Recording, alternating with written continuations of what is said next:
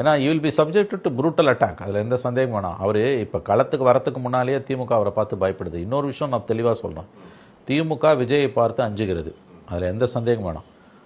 அவங்க விஜய் என்ன பண்ணாலும் அடுத்து உடனே இவங்களும் பண்ணுறாங்க. விஜய் ஒரு இடத்துக்கு ரோட் ஷோ போகிறாருன்னா அடுத்து இவங்க போகிறாங்க.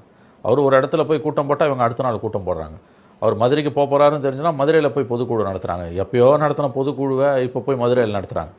கோயம்புத்தூரில் ஒரு ரோட் ஷோ போனால் அடுத்த நாள் உதயநிதி ரோட் ஷோ போகிறார்.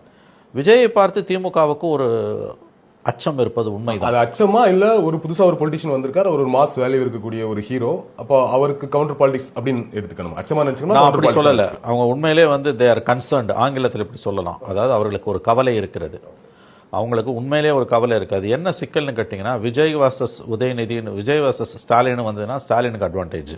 ஆனால் நீங்கள் விஜய் வாசஸ் உதயநிதினு வந்ததுன்னா விஜய்க்கு அட்வான்டேஜ். அது அவங்களுக்கு பயத்தை கொடுக்குது.